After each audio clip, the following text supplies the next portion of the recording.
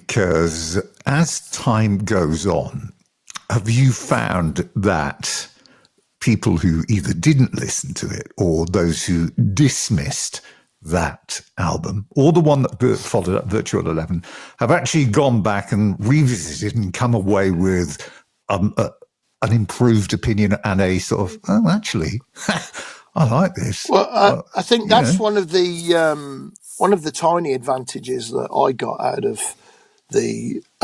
lockdown is people had so much more time to listen to music, and they've listened to everything. It's like, well, what's the Iron Maiden I haven't listened to death?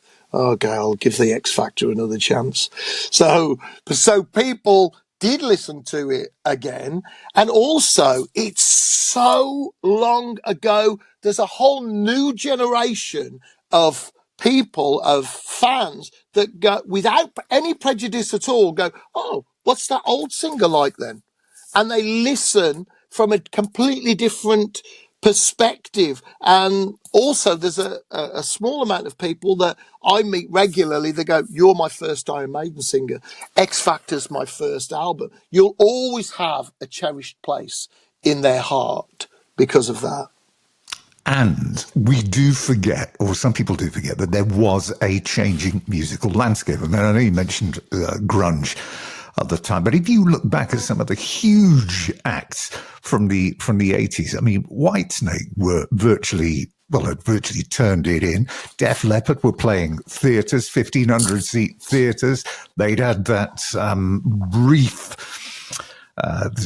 brief flirtation with grunge when they did Slang back in, and that didn't work. So those people were all struggling. They might have been struggling, or I might have been struggling, but they were struggling at a different level because you were still charting in every country.